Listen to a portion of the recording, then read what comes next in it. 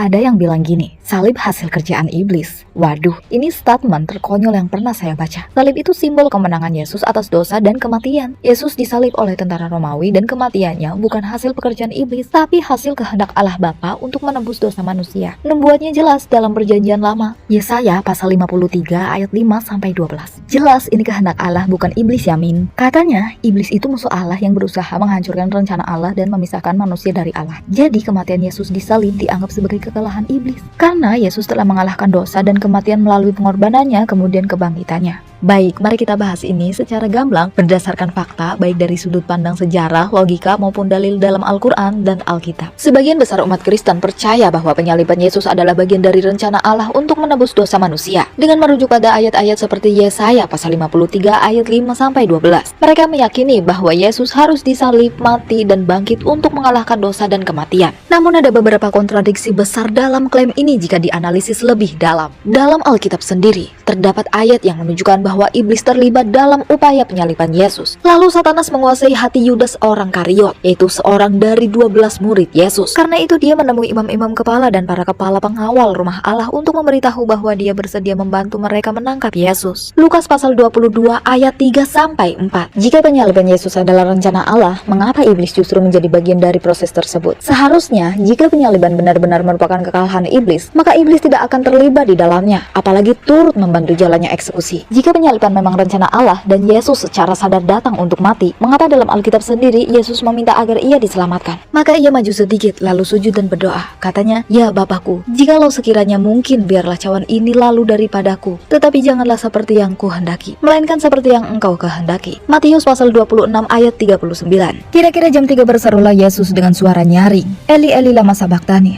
artinya, "Allahku, Allahku, mengapa Engkau meninggalkan aku?" Matius pasal 27 ayat 46. Jika Yesus benar-benar datang untuk mati, mengapa dia sendiri tampak menolak dan merasa ditinggalkan? Bukankah ini bertentangan dengan klaim bahwa penyaliban adalah tujuan utamanya? Islam menegaskan bahwa Yesus atau Nabi Isa alaihissalam tidak disalib, sebagaimana disebutkan dalam Al-Quran. Allah SWT berfirman, "Dan kami hukum juga karena ucapan mereka. Sesungguhnya kami telah membunuh Al-Masih Isa putra Maryam Rasulullah Allah. Padahal mereka tidak membunuhnya dan tidak pula menyalibnya. Tetapi yang mereka bunuh adalah orang yang diserupakan dengan Isa. Sesungguhnya mereka yang berselisih pendapat tentang pembunuhan Isa selalu dalam keraguan-raguan tentang siapa yang dibunuh. Mereka benar-benar tidak tahu siapa sebenarnya yang dibunuh, melainkan mengikuti prasangka belaka. Jadi mereka tidak yakin telah memenuhnya. Tetapi Allah telah mengangkat Isa ke hadiratnya. Allah Maha Perkasa, Maha Bijaksana." Quran Surat An-Nisa ayat 157-158. Ayat ini dengan tegas membantah klaim bahwa Yesus disalib. Penyaliban adalah tipu daya yang dimainkan oleh musuh-musuhnya, bukan kehendak Allah.